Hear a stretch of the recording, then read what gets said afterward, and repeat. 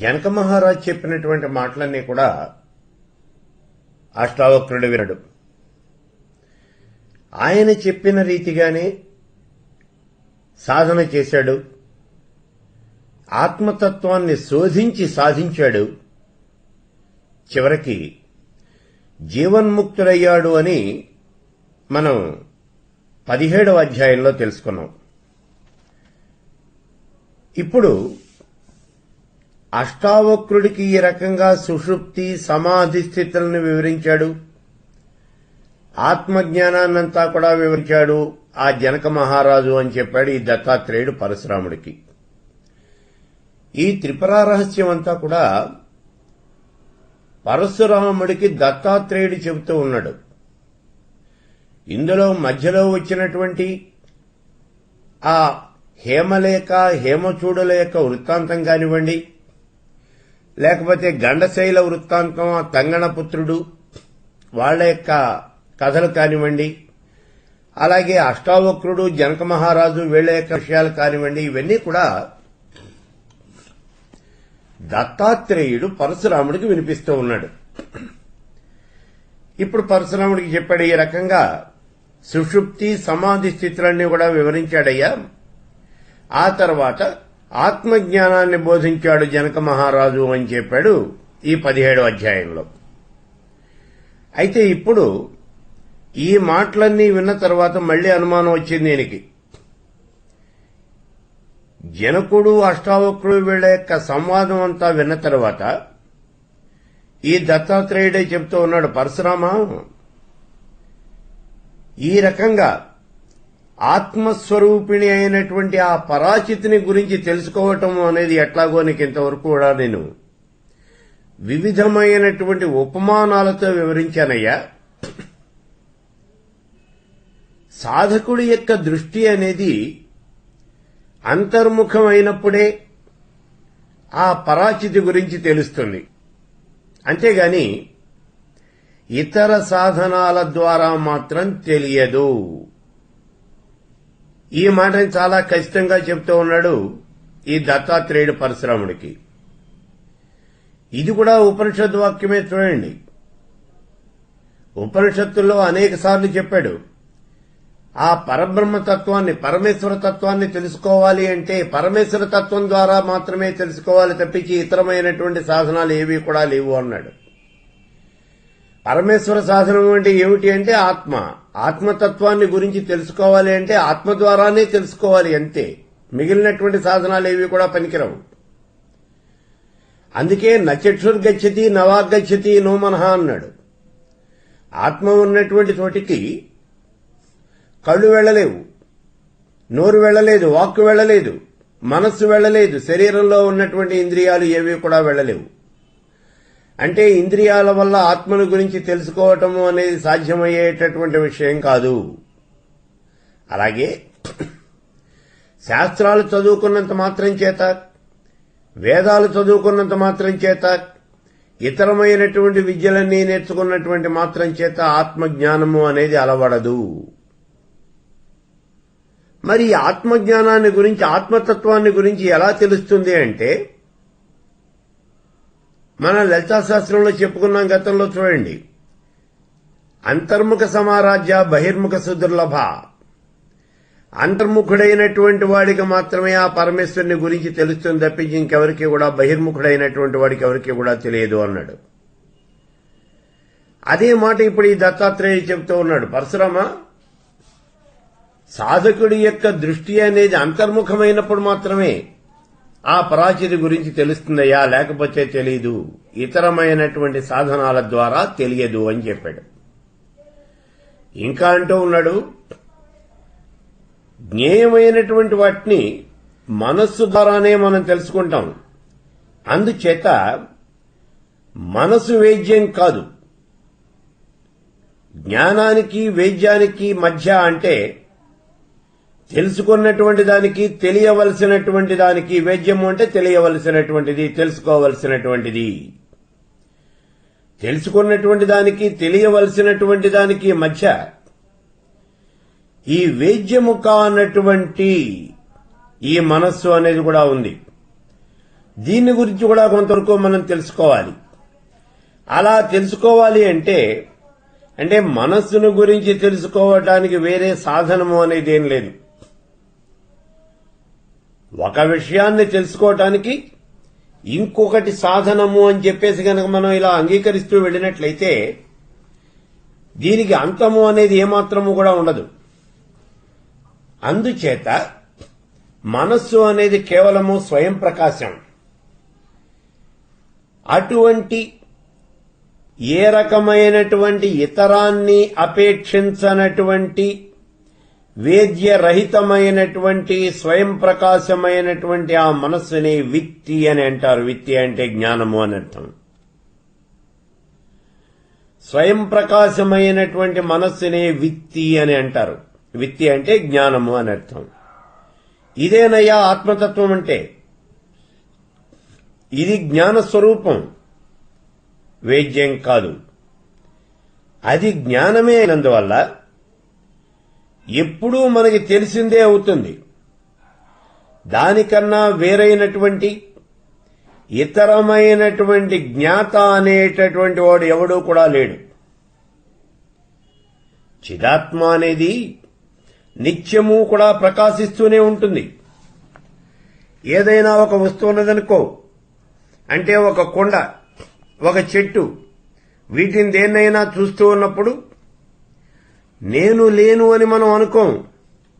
ఎందుకని అంటే నేను అనేది సర్వకాల సర్వావస్థల యందు కూడా ఉంటుంది.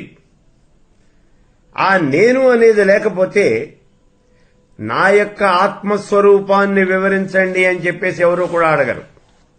కాబట్టి నేను అనేది ఉన్నది. అంటే ఇక్కడ నేను అనేటటువంటిది ఇక్కడ ఉన్నది అని మనం గుర్తుపెట్టుకోవాలి. అంటే ఆత్మ అంటే శూన్యం కాదు. ఒకవేళ ఆత్మ శూన్యము అని గనక మనం అనుకున్నట్లయితే దాని గురించి తెలుసుకోవడానికి ఏముండదు. చాలా మంది మనకు చెప్తూ ఉంటారు, చూడండి, కొంతమంది అంటూ ఉంటారు ఆత్మ శూన్యము అని. ఈ జగత్తంతా శూన్యమైంది, సర్వం శూన్యం శూన్యం అని చెప్తారు. ఇక్కడ శూన్యమే గనక అయినట్లయితే శూన్యాన్ని గురించి తెలుసుకోవడానికి ఏం లేదు. అందుకే ఆత్మ అనే శూన్యం కాదు. ఒకవేళ ఆత్మ గనక శూన్యమైతే దాని గురించి తెలుసుకోవటానికి ఏమీ ఉండదు, అసలు తెలుసుకోవటానికి వీలే ఉండదు. ఈ మాటలన్నీ కూడా చెప్పాడు దత్తాత్రేయుడు. విన్నాడు పరశురాముడు. ఇప్పుడు చిన్న అనుమానం అడుగుతూ ఉన్నాడు, స్వామి గురుదేవా, నేను అంటే సామాన్య రూపమే, ఇదే నాకు తెలుసు. అంతేగాని నేను అంటే విశేష రూపము అనేటటువంటిది ఏమీ కూడా నాకు తెలీదు. అందుకే నా స్వరూపం ఏమిటో నాకు వివరించండి అన్నాడు. ఈ మాటే నేను అడిగాను మిమ్మల్ని, నా స్వరూపం నాకు వివరించండి అని చెప్పేసి నేను అడిగాను మిమ్మల్ని. దానికి కారణం ఏమిటి అంటే నేను అంటే నా యొక్క సామాన్య రూపమే తెలుసు గాని విశేష రూపం అనేది నాకు తెలియదు అన్నాడు. విన్నాడు దత్తాత్రేయుడు. పరశురామ, నీకు తెలిసినటువంటి అతి సామాన్య రూపమే, అదే నాశనం లేనటువంటి నిజమైనటువంటి శాశ్వతమైనటువంటి నిత్యమైనటువంటి రూపం. దానికి ఏ విధమైనటువంటి విశేషము లేదు.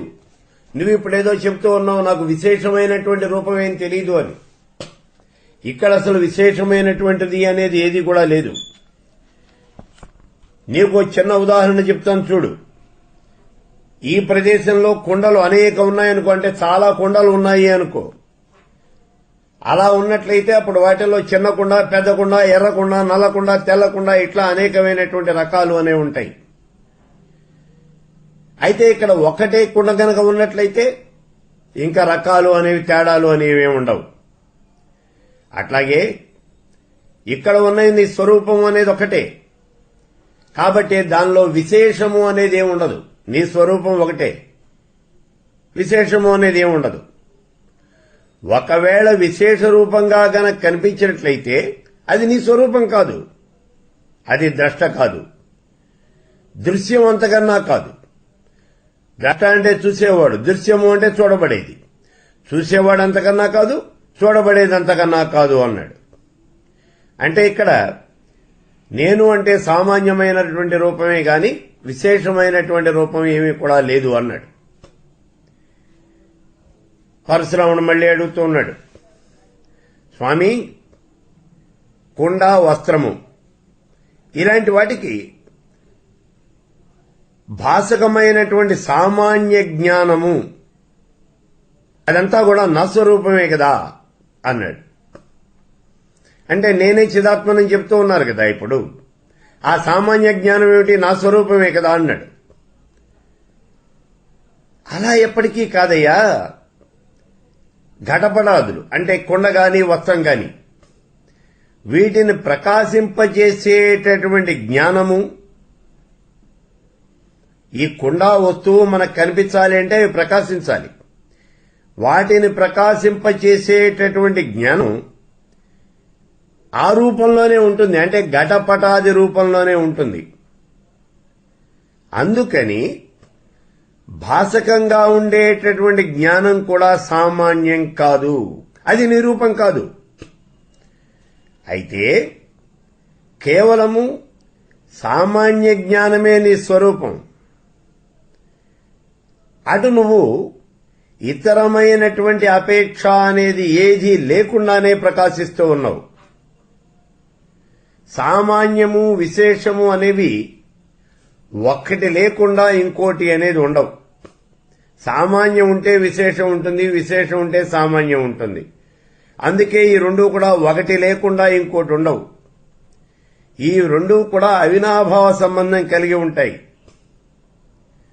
అయితే ఇక్కడ ఆత్మ అనేది సామాన్యమైందా విశేషమైందా అనే అనుమానం గనక వచ్చినట్లయితే ఇది సామాన్యమైంది కాదు, విశేషమైందే కాదు, రెండింటికి కూడా అతీతమైనటువంటిది అన్నాడు. విన్నాడు పరశురాముడు. మళ్లీ అనుమానం వచ్చింది. గురుదేవా, నేను అంటే నా ఆత్మ ఇదే చిద్రూపము అని మీరు అంటూ ఉన్నారు కదా, ఆ భావం నాకు కలగటం లేదు. ఈ దేహాన్నే నేను అనేటటువంటి భావన మాత్రమే కలుగుతోంది స్వామి నాకు. అంతేకాని నేను చిద్రూపుణ్ణి, నేనే చిదాత్మని అనేటటువంటి భావన మాత్రం నాకు కలగటం లేదు. అది ఎందుకని అని అడుగుతూ ఉన్నాడు. ఈ అనుమానం మనకందరికీ వస్తుంది చూడండి. మహా అయితే నేను అంటే దేహం కాదు అని అనుకుంటామేమో గాని నేనే చిద్రూపాన్ని అని మాత్రం మనమేమనుకోం. ఎందుకంటే మనమంతా అజ్ఞానులమే. నేను అంటే చిద్రూపము అని ఎవరు కూడా భావన చేయరు. మహా అయితే నేను దేహం కాదు అని మనం నమ్మొచ్చు. ఆత్మ అనేది ఉన్నది ఇక్కడ. నేను అంటే ఆత్మ, అంతేగాని దేహం కాదు అని మనం నమ్మొచ్చు. ఇక్కడ ఇదే ప్రశ్న ఈ పరశురాముడు అడుగుతూ ఉన్నాడు. గురుదేవా, నేను చిద్రూపుణ్ణి అనేటటువంటి భావన మాత్రం నాకు కలగటం లేదు, ఎందుకని? ఈ దేహమే నేను అనేటటువంటి భావన కలుగుతోంది అంటున్నాడు. అంటే నాయనా పరశురామ, దేహము మొదలైనటువంటి వాటిని అన్నింటినీ కూడా సంకల్పం చేసేటప్పుడు నీకు నేను దేహము అనేటటువంటి భావనే కలుగుతోంది తప్ప నేను ఆత్మ అని చెప్పేసి నువ్వు ఎప్పుడూ కూడా అనుకోవు. ఈ శరీరాన్ని కాకుండా ఇతరమైనటువంటి వస్తువుల్ని చూసేటప్పుడు లేదా ఇతరమైనటువంటి వస్తువుల్ని సంకల్పం చేసేటప్పుడు ఘటం అంటే నేనే, పటం అంటే నేనంటే కుండ నేను, లేకపోతే పైన ఎగురుతూ ఉన్న గాలిపటం నేను, ఇక్కడ ఆరుతూ ఉన్న వస్త్రం నేను, ఇట్లా నువ్వు అనుకోవు కదా.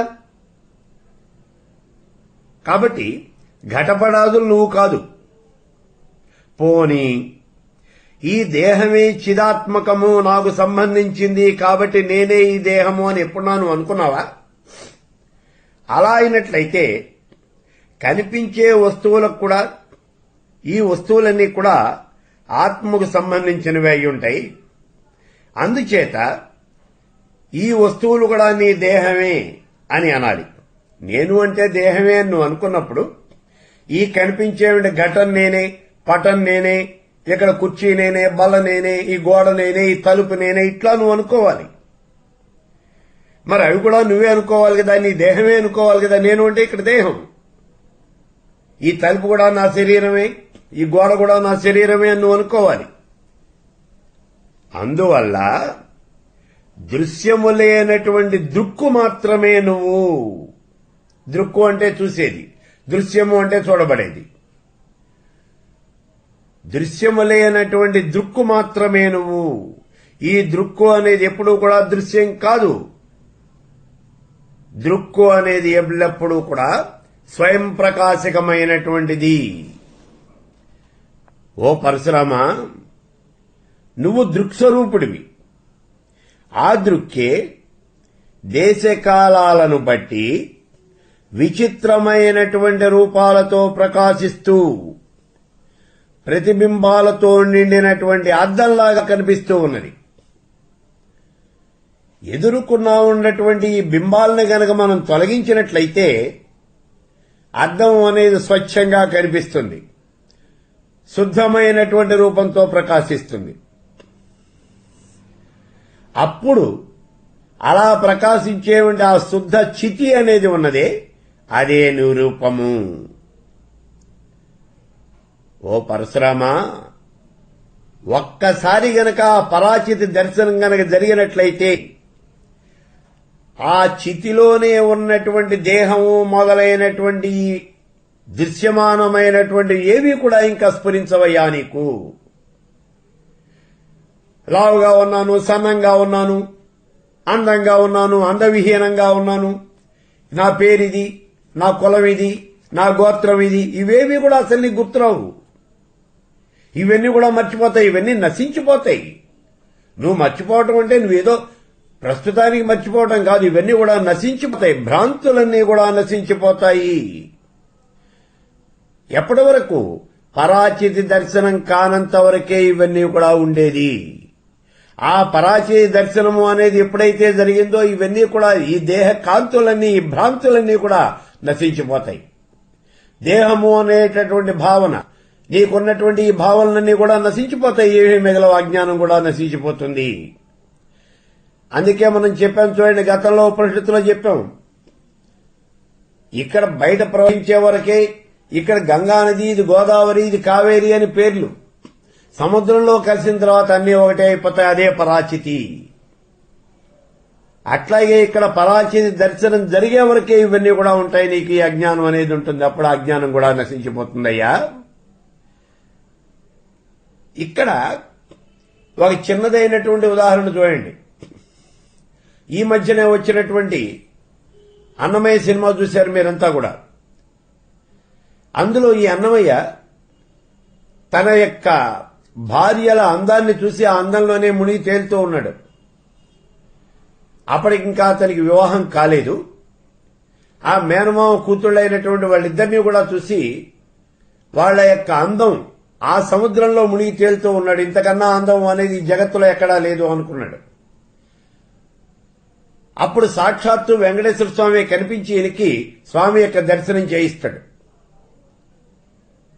ఆ చేయించబోయే ముందు అడుగుతాడు, ఇంతకన్నా గొప్పదైనటువంటి అందాన్ని చూస్తే నువ్వేం చేస్తావు అని. లేదు అంటాడు అన్నమయ్య, ఇంతకన్నా అందం ఇంకెక్కడా లేదు, ఇంతకన్నా సౌందర్యం లేదు అని. ఒకవేళ ఉంటే ఏం చేస్తావు? నేను వీటన్నింటినీ వదిలిపెట్టేసి ఆ సౌందర్యాన్ని దాన్ని ఆరాధిస్తాను అంటాడు. అప్పుడు ఈ అన్నమయ్యకి ఈ బ్రాహ్మణుడి రూపంలో ఉన్నటువంటి వెంకటేశ్వర స్వామి స్వామివారి దగ్గరికి తీసుకెళ్లి అక్కడ ఆ స్వామి యొక్క దర్శనం చేయిస్తాడు. ఆ క్షణంలో చూడండి, అప్పుడు ఈయనలో వచ్చినటువంటి ఆ తేడా అనేది ఎలా ఉన్నదో మీరు ప్రత్యక్షంగా సినిమాలో మీరు చూస్తున్నారు చూడండి. అటువంటి స్థితి అనేది కలుగుతుంది. ఆ మరుక్షణం నుంచి ఈయన ఇంతవరకు తాను ఆరాధించినటువంటి ఈ పిల్లల్ని మర్చిపోయాడు. ఈ స్త్రీల యొక్క సౌందర్యాన్ని మర్చిపోయాడు. జీవితంలో ఏదీ అక్కర్లేదు అనుకున్నాడు. ఇంకా మరి కావాల్సింది ఏమిటి అంటే ఆ పరమేశ్వర స్వరూపమైనటువంటి ఆ స్వామివారి యొక్క సేవే కావాలి అనుకున్నాడు. అది ఇక్కడ జరిగేది. ఆ పరాచితి యొక్క దర్శనం ఎప్పుడైతే జరిగిందో దేహాదులు అనేవి ఏమాత్రము స్ఫురించవింకా. ఇక్కడ ఉన్నటువంటి ఈ బాహ్యమైనటువంటి సౌందర్యం, ఈ కులం, ఈ గోత్రం, లావు, పొడుగు, పొట్టి, సన్నం ఇవేవి కూడా స్ఫురించవు. అన్నీ నాశనం అయిపోతాయి. ఈ భ్రాంతులన్నీ కూడా నాశనమైపోతాయి.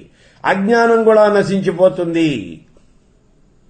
ఓ పరశురామా, అప్పుడు ఈ సాధకుడికి కలిగేటటువంటిది క్షణికమైనటువంటి సమాధి కాదు.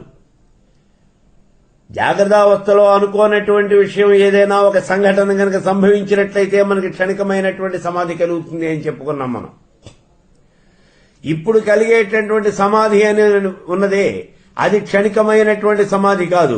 ఇది ప్రత్యభిజ్ఞారూపమైనటువంటి సవికల్ప సమాధి. ప్రత్యభిజ్ఞారూపము అంటే నీ హృదయ కమలంలో ప్రకాశిస్తూ ఉన్నటువంటి, దేదీప్యమానంగా ప్రకాశిస్తూ ఉన్నటువంటి ఆ పరమాత్మని నువ్వు దర్శించగలిగావు. అది ప్రత్యభిజ్ఞ అంటే నువ్వు గుర్తుపట్టావు. అప్పుడు పొందినటువంటి సవికల్పమైనటువంటి సమాధి. పరశురామా, మోక్షము అనేది ఎక్కడో లేదయ్యా. సంకల్పాలను వదిలివేసినటువంటి మరుక్షణం నీ యొక్క స్వస్వరూపము అనేది నీకు సాక్షాత్కరిస్తుంది. అదేనయ్యా నీ మోక్షం అంటే. సంకల్ప వికల్పాలు వదిలివేసినటువంటి మరుక్షణం. మనం చెప్పాం చూడండి గతంలో, మోక్షము అంటే ముక్తి, ముక్తి అంటే విముక్తి. దేని నుంచి విముక్తి? ఐహికమైనటువంటి బంధనాల నుంచి విముక్తి పొందటమే ముక్తి, అదే మోక్షము. ఆ మాట చెప్తూ ఉన్నాడు ఇప్పుడు ఈ దత్తాత్రేయుడు. నువ్వు సంకల్ప వికల్పాలన్నీ కూడా వదిలిపెట్టేసినటువంటి మరుక్షణంలోనే నీ యొక్క స్వస్వరూపము అనేది నీకు సాక్షాత్కరిస్తుంది, అదే మోక్షం. ఓ పరశురామ, ఇక్కడ నువ్వు గుర్తుపెట్టుకోవాల్సింది ఒకటే, తన స్వరూపము అనేది ఎప్పుడు ఉండేదేనయ్యా, కొత్తగా వచ్చేదేం కాదు. ఇది ఎక్కడో ఆకాశం మీద నుంచి దిగి రాదు, ఎప్పుడూ ఉన్నదే. కాకపోతే ఇదే నువ్వు అని నువ్వు గుర్తుపట్టాలి అంతే. ఎక్కడ కావాల్సింది ఏమిటి అంటే ప్రత్యభిజ్ఞ, అంతే. అందుకే ప్రత్యభిజ్ఞ దర్శనాన్ని అనుసరించే ఈ త్రిపుర రహస్యం రాయబడింది అని అనేక సార్లు మనం చెప్తూ ఉన్నాం చూడండి.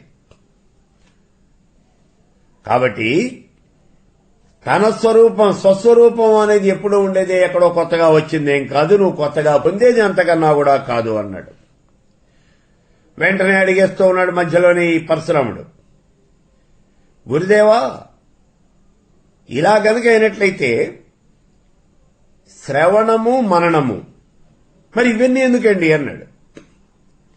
మరి శ్రవణం ఎందుకు, మననం ఎందుకు?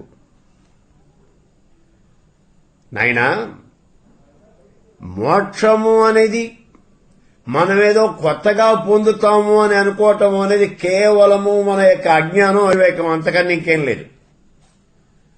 మోక్షాన్ని మనం ఏమన్నా కొత్తగా పొందుతామా? ఇదేమన్నా నీకోసం ప్రత్యేకంగా వచ్చినటువంటిదా? ఏం కాదే. గతంలో అనేక మంది మోక్షాన్ని పొందినటువంటి వాళ్ళు ఉన్నారు.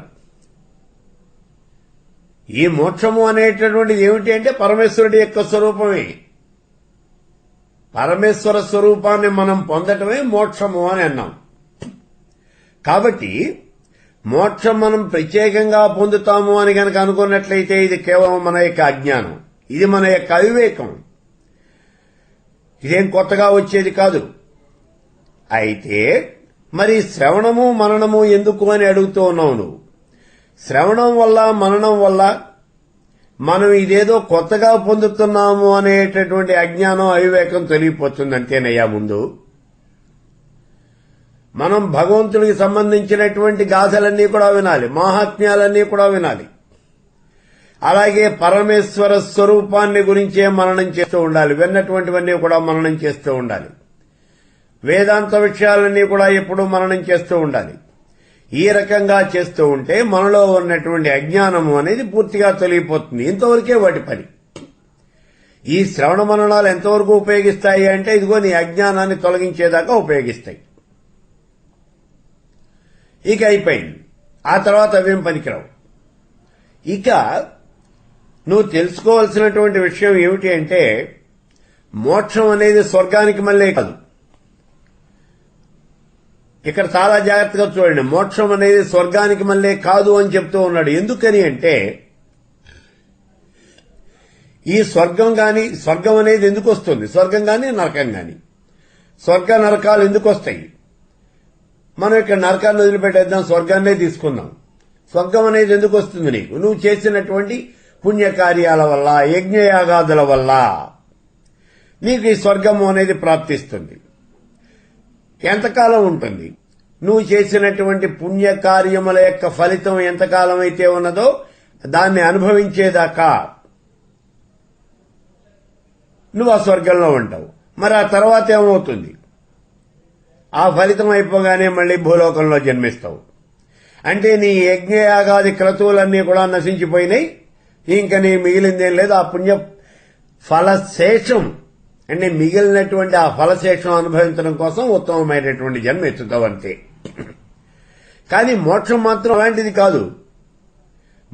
మోక్షము అనేది నిత్యము, సత్యము, శాశ్వతమైనటువంటిది. ఇక్కడ ఈ తేడా మనం గ్రహించాలి. స్వర్గము అనేది కొంతకాలం పాటే పరిమితమైనటువంటిది. అది 1 ఏడాది కావచ్చు, 2 ఏళ్లు కావచ్చు, 100 ఏళ్లు కావచ్చు. కానీ పరిమితి అనేది ఉంది. కానీ ఇక్కడ మోక్షానికి పరిమితి అనేది లేదు. మోక్షం అలాంటిది కాదు. మోక్షం నిత్యమైంది, సత్యమైనటువంటిది, శాశ్వతమైనటువంటిది. ఏమిటి మోక్షం అంటే? ఆత్మస్వరూపమైనటువంటిది.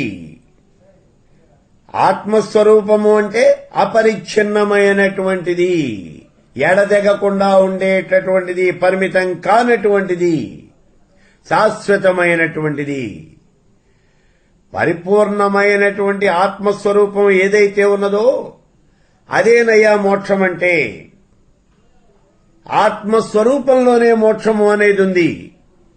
అలా గనక అనుకుంటే అది దర్పణంలో ఉన్నటువంటి ప్రతిబింబం లాంటిదే అవుతుంది. మళ్ళీ ఆత్మస్వరూపంలోనే మోక్షం ఉన్నది అని గనక మనం అనుకుంటే దర్పణంలోనే ప్రతిబింబం, ఆ దర్పణంలో ఉండే ప్రతిబింబం ఎలాంటిదో అలాంటిదే అవుతుంది.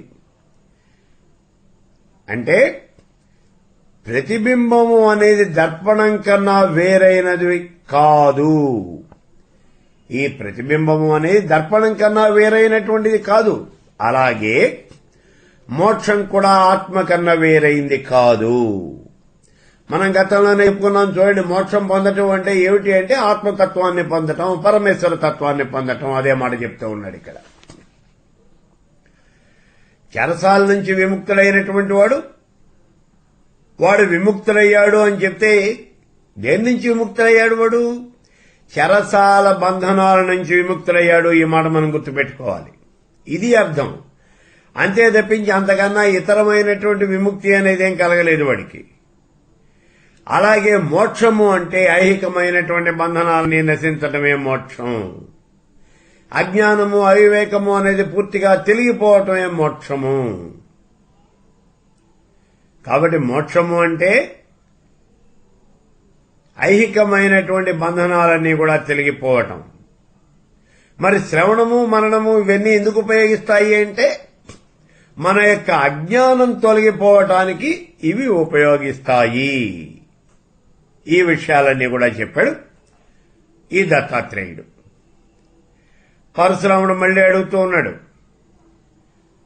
స్వప్నంలో సత్యంగా భాషించేటటువంటి స్వప్న జగత్తు, ఇది జాగ్రత్త అవస్థలో అసత్యంగా కనిపిస్తూ ఉన్నది కదా. స్వప్నంలో జగత్తు కనిపిస్తోంది, అది ఎక్కడ సత్యమా అసత్యమా అంటే స్వప్నంలో సత్యమే, కానీ జాగ్రత్త అవస్థలోకి వచ్చేప్పటికీ అంతా అసత్యంగా కనిపిస్తూ ఉన్నది. అంటే స్వప్నంలో కనిపించేటువంటి జగత్తు ఒకసారి సత్యంగానూ ఒకసారి అసత్యంగానూ కనిపిస్తూ ఉన్నది. అలాగే ఆత్మ కూడా అసత్యము సత్యము అని చెప్పేసి రెండుగా ఉన్నదా? ఆత్మ మోక్షం ఈ రెండు కూడా ఇదే రకంగా ఉభయాత్మకాలు ఎందుకు కాకూడదు, ఈ రెండు రెండుగా ఎందుకు ఉండకూడదు అని చెప్పేసి అడుగుతూ ఉన్నాడు. దీనికి ఇప్పుడు ఈ దత్తాత్రేయుడు సమాధానం చెప్తూ ఉన్నాడు. చూడండి నాయనా, ముందుగా నీకు బాధ అనేటటువంటి శబ్దానికి అర్థం చెప్పాలి. చాలా జాగ్రత్తగా వినండి మీరు కూడా. బాధ అనేటటువంటి శబ్దానికి అర్థం చెప్తూ ఉన్నాడు. బాధ అంటే ఏమిటి అసలు? మనకేదో ఇబ్బంది కలిగింది అని చెప్పేసి అనుకుంటాం మనం. కాదు, అభావ జ్ఞానమే బాధ. ఇక్కడ బాధ అంటే అభావ జ్ఞానం, అంటే లేదు అని అనుకుంటాం. ఒక వస్తువు లేదు అనే రూపంలో మన దగ్గర ఉన్నటువంటి జ్ఞానం. అంటే ఇప్పుడు మన దగ్గర సుఖం లేదు అనేటటువంటి జ్ఞానం మన దగ్గర ఉంది, అదే మనకి బాధ. సుఖం లేదు అని నువ్వు అనుకుంటూ ఉన్నావు, ఈ జ్ఞానం నీ దగ్గర ఉన్నది, అదే బాధ. దీన్నే అభావ జ్ఞానము అంటారు. అంటే ఒక వస్తువు లేదు అనేటటువంటి ఇలా ఉన్నటువంటి జ్ఞానం నీకు, ఈ రూపంలో లేదు అనేటటువంటి రూపంలో నీకున్నటువంటి జ్ఞానాన్నే బాధ అని అంటారు. ఒక వస్తువు లేదు అనేటటువంటి సమయంలో లేదు అనేటటువంటి జ్ఞానము అనేది ఒకటి ఉంది నీకు. కాబట్టి ఇక్కడ లేనటువంటి జ్ఞానం లేకపోలేదు. ఈ వస్తువు ఇక్కడ లేదు, ఇక్కడ కుండ లేదు, ఇక్కడ వస్త్రం లేదు, ఇక్కడ కుర్చీ లేదు, బెంచీ లేదు అని చెప్పాలి అంటే అది లేదు అనే విషయం నీకు తెలియాలి. ఈ జ్ఞానాన్ని నీకు బాధ అని అంటారు. ఇది ఇక్కడ ఉన్నటువంటి కుండ, వస్తువు, వస్త్రము, లేదా బల్ల, కుర్చీ, బెంచి ఇట్లాంటి వస్తు జ్ఞానాన్ని నాశనం చేస్తుంది. అయితే ఇక్కడ ఉండటము లేకపోవటము అనేటటువంటి దశలు రెండున్నాయి. అవి వేరువేరు కాలాల్లో వేరువేరు దేశాల్లో సంభవించవచ్చు. కాబట్టి ఘటపటాది వస్తు విషయంలో ఇది జరగచ్చు.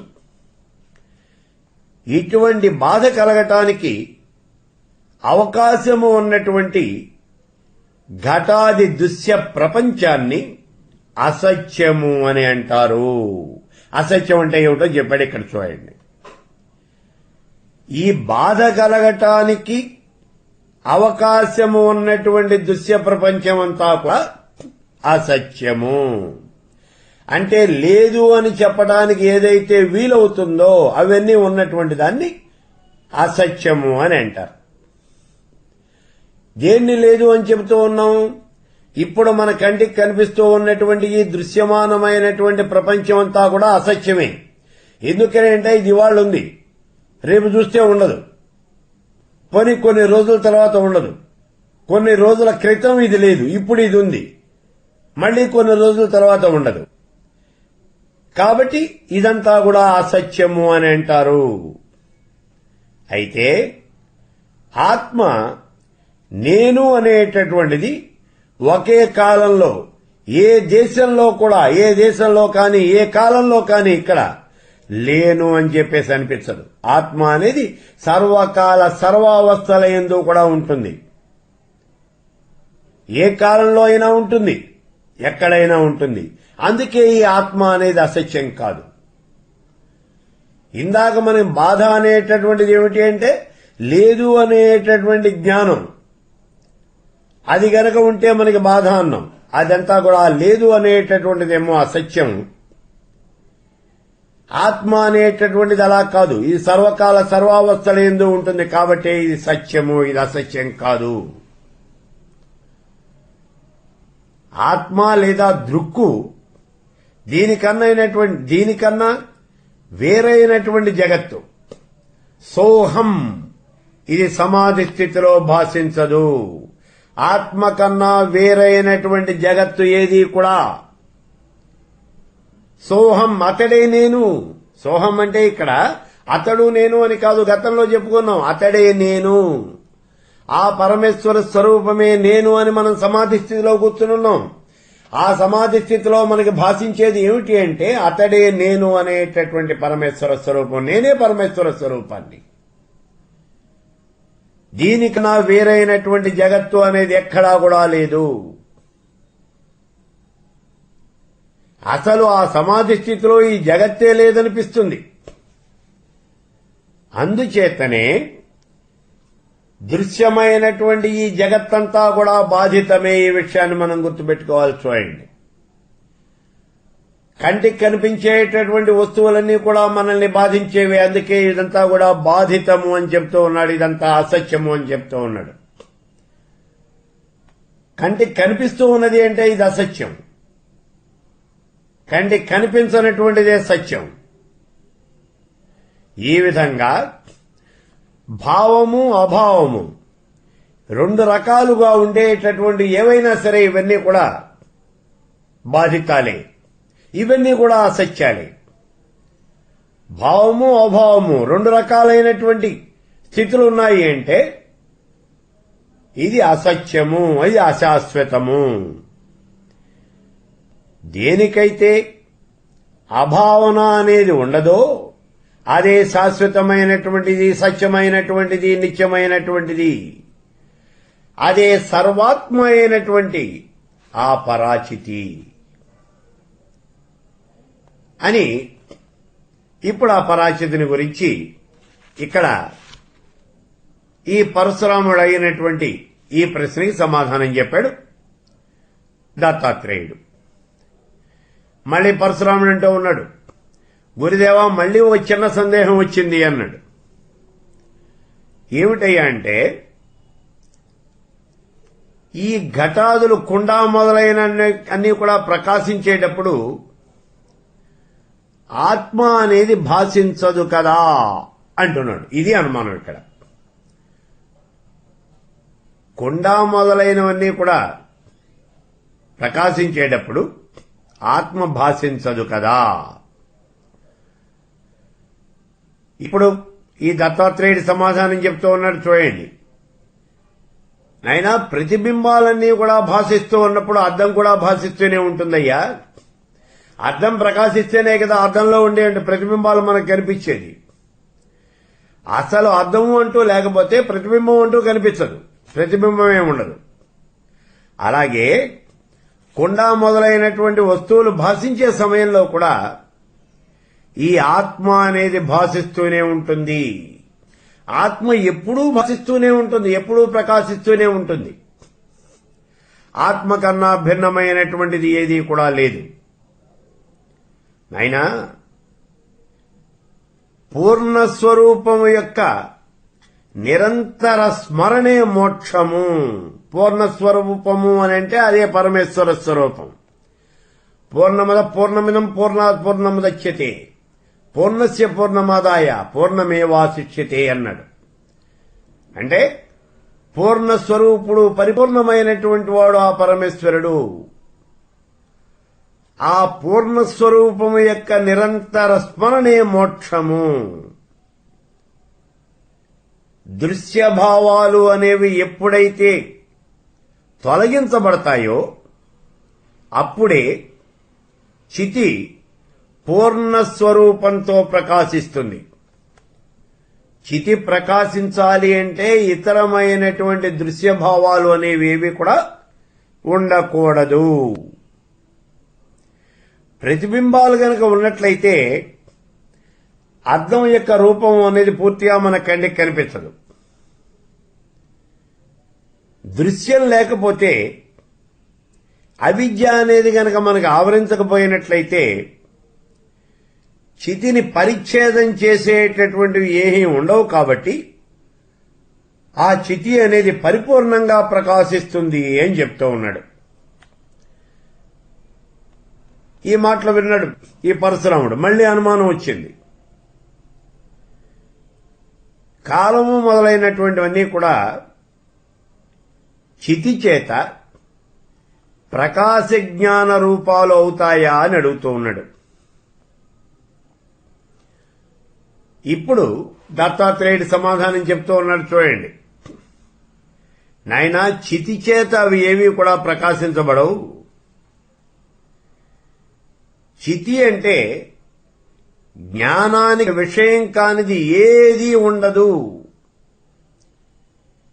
చితి చేతనే వ్యాప్తమైనటువంటి కాలము మొదలైనటువంటివన్నీ కూడా ఈ చితికి పరిచ్ఛేదం కలిగించలేవు. పరిచ్ఛేదం అంటే పరిమితి. ఈ చితికి పరిమితి అనేది కలిగించలేవు. సూర్యకాంతిలో ప్రకాశించేటటువంటి వస్తువులు సూర్యుడికి ఏమాత్రము కూడా పరిచ్ఛేదాన్ని కలిగించలేవయ్యా. ఇక్కడ రెండు పదాలున్నాయి నువ్వు తెలుసుకోవలసినటువంటివి. ఒకటి వ్యాప్తము, రెండోది వ్యాపకము. వ్యాప్తము అంటే అల్పదేశంలో ఉండేది, వ్యాపకము అంటే అధికమైనటువంటి దేశంలో ఉండేది. ఈ రెండు పదాలు మనం కూడా గుర్తుపెట్టుకోవాలి, ఆ పరశురాముడే కాదు. ఇప్పుడు మళ్ళీ ఈ దత్తాత్రేయుడు చెబుతూ ఉన్నాడు, ఇక్కడ దృశ్యము అనేది వ్యాప్తం అంటే అల్పదేశంలో ఉండేది, చితి వ్యాపకం. చితేమో అధికమైనటువంటి దేశంలో ఉండేదంటే చరాచర జగత్తంతా వ్యాపించి ఉన్నటువంటి చితి. దృశ్యము అనేది ఈ కొంచెం ప్రదేశంలోనే ఉన్నటువంటి దృశ్యం, అందుకని ఇది వ్యాప్తం. చితికి బయట ఇంకా అవతల వైపున ఇక్కడ ఇలా ఉన్నటువంటి వస్తువు అనేది ఏదీ కూడా లేదు. అయితే ఒకవేళ ఏదైనా చితికి అవతల వైపున, చితికి ఇంకా బయట వైపున ఏదైనా ఒక వస్తువు ఉన్నది అని కనుక అనుకున్నట్లయితే అప్పుడు ఆ వస్తువు చితికి పరిచ్ఛేదాన్ని కలిగించవచ్చు అని చెప్పేసి నీకు అనుమానం రావచ్చు. ఇక్కడ మనం గుర్తుపెట్టుకోవాల్సినటువంటి విషయం ఏమిటి అంటే చితికి బయట, చితికి అవతల ఇంకా ప్రకాశించేటటువంటి వస్తువు ఏదీ కూడా లేదు. ఒకవేళ చితికి అవతల వైపున ఏదైనా ఒక వస్తువు ఉన్నది అని నువ్వు అనుకున్నప్పటికీ అది కూడా చితి సంబంధం లేకుండా ప్రకాశించదు అని చెప్తూ ఉన్నాడు ఇక్కడ దత్తాత్రేయుడు. ఈ మాటలకే ఒక్కసారి మనం మాండుక్యోపనిషత్తులో చెప్పాం, గుర్తు తెచ్చుకోండి ఒకసారి. ఆత్మస్వరూపాన్ని వివరిస్తూ ఓంకారమే ఆత్మస్వరూపం అని చెప్పి ఆత్మస్వరూపాన్ని వివరిస్తూ భూతం భవద్భవిష్యతి సర్వం ఓంకార ఏవ అన్నాడు. అంటే భూత భవిష్యత్ వర్తమానాలు మూడు కూడా ఓంకార స్వరూపమే, అంటే ఆత్మస్వరూపమేను అన్నాడు. త్రికాలాతీతం తయస్యోంకారమేవా అని చెప్తూ ఉన్నాడు. ఒకవేళ ఈ మూడు కాలాలకి అతీతమైనటువంటిది ఏదైనా ఉన్నట్లయితే, భూత భవిష్యత్ వర్తమానాలు అని మూడు కాలాలు చెప్పాడు. మూడు కాలాలకి అతీతమైనటువంటిది ఏముంటుందండి? ఇంకా ఇక్కడ ఇంకేం ఉండదు అసలు. ఉండకపోయినప్పటికీ ఎందుకైనా మంచిది అని చెప్తూ ఉన్నాడు. ఒకవేళ ఏదైనా ఉంటే, త్రికాలాతీతం ఏదైనా ఉంటే అది కూడా ఓంకార స్వరూపమే, అంటే ఆత్మస్వరూపమేను అని చెప్పాడు. ఆ మాట ఇక్కడ ఈ దత్తాత్రేయుడు చెప్తూ ఉన్నాడు. చూడండి, చితికి అవతల, చితికి బయట, చితికి వెలపల అనేటటువంటిది ఏం లేదు. ఇంకా ఒకవేళ ఏదైనా గనక ఉన్నది అని నువ్వు అనుకుంటే అది చితికి పరిచ్ఛేదాన్ని కలిగిస్తుంది అని చెప్పచ్చు మనం. కానీ చితికి అవతల అనేది ఏం లేదు. ఇంకా ఇక్కడ ఉన్నటువంటి ప్రతి వస్తువు కూడా చితి యొక్క సంబంధం లేకుండా ప్రకాశించదు. ఈ మాట చెప్పేశాడు. అంటే పరమేశ్వర స్వరూపం ఆ చితి అనేది సర్వవ్యాపి అని చెప్పాడు. ఇప్పుడు మళ్ళీ పరశురాముడు అడుగుతూ ఉన్నాడు, చితి దేశకాలాలని సంపూర్ణంగా వ్యాపించదు, వాటిల్లో కొంత భాగాన్ని మాత్రమే వ్యాపిస్తుంది. మరి అలాంటప్పుడు చితి వ్యాప్తం కానటువంటి అంశాలు చితికి పరిచ్ఛేదాలు కావచ్చు కదా, ఇది అనుమానం. చితి అనేది దేశకాలాలని సంపూర్ణంగా వ్యాపించదు, వాటిల్లో కొంత భాగం మాత్రమే వ్యాపించి ఉంటుంది. అలాంటి సమయంలో చితి వ్యాపించనటువంటి అంశాలు ఏమైనా ఉంటే అవి చితికి పరిచ్ఛేదాలు కావచ్చు కదా, ఇది ఇప్పుడు పరశురాముడికి వచ్చినటువంటి అనుమానం. దత్తాత్రేయుడు చెబుతూ ఉన్నాడు, ఎందుకయ్యా ఇలా ఆలోచిస్తావు? అసలు చితి వ్యాపించనటువంటి అంశాలు అనేవి ఏవి ఉండవు. చితి వ్యాపించనటువంటి అంశాలు అనేవి ప్రకాశించవు. దీపం లేకపోతే నీకేం కనిపిస్తుందయ్యా? కాంతి లేకపోతే నీకేం కనిపించదు కదా. కాబట్టి కాంతి ఉంటేనే నీకు కనిపిస్తుంది. కాంతి లేనప్పుడు ఇక్కడేం కనిపించలేదు నీకు, అంతా చీకటే. కాబట్టి అక్కడ ఏమన్నా ఉన్నప్పటికీ కూడా అవి లేనట్టే లెక్క నీకేను. అందుచేత లేనటువంటివి ఏ రకంగా నీకు పరిచ్ఛేదాన్ని కలిగిస్తాయ్యా? ఉన్నటువంటివి అయితే ఏమన్నా అయితే నీకు అడ్డం పడచ్చు, లేనటువంటివి ఎలా అడ్డం పడతాయి నీకు? అందుచేత బహిఃపదార్థం కూడా ఈ చితిలోనే మునిగున్నది. తనలో ఉన్నటువంటి వస్తువులు ఎప్పుడూ కూడా తనకి పరిచ్ఛేదాలు అంటే పరిమితిని చేకూర్చేటటువంటివి కావు. చైతన్యం ఉన్నది, ఆ చైతన్యం కూడా ఈ చితిలోదేనయ్యా, చితిలోదే చైతన్యం. చితిలో ఉండేటటువంటి ఈ ప్రపంచం అనేది చితి కన్నా భిన్నమైనటువంటిది కాదు. ఘటపటాదులన్నీ కూడా ఆకాశంలో ఉన్నట్లుగా ప్రపంచమంతా కూడా చితి రూపంలోనే నిండి ఉండి భిన్నంగా ఉన్నట్టు నీ కంటికి కనిపిస్తూ ఉన్నది. చితి కన్నా బాహ్యమైనటువంటి పదార్థం ఏదో ఉన్నది అని అనుకోవటం అంతా కూడా భ్రమ, అంతకు తప్పించి ఇంకేం లేదు అన్నాడు. పరశురాముడు మళ్లీ అడుగుతూ ఉన్నాడు, గురుదేవా, ఇప్పుడు నాకు ఇంకా కొన్ని సందేహాలున్నాయి. ఆ సందేహాలన్నీ కూడా ఇప్పుడు నేను మిమ్మల్ని అడగాలి అని అనుకుంటూ ఉన్నాను. మీ అనుజ్ఞ కనుక అయినట్లయితే ఈ సందేహాలు కూడా నేను అడుగుతాను అన్నాడు. సరే, అడగవయ్యా, నీ సందేహాలేమిటో వాటన్నింటినీ కూడా నేను నివృత్తి చేస్తాను, నీ అనుమానాలు నేను తీరుస్తాను. కాబట్టి నీ అనుమానాలేమిటో నువ్వు అడగవలసింది అన్నాడు.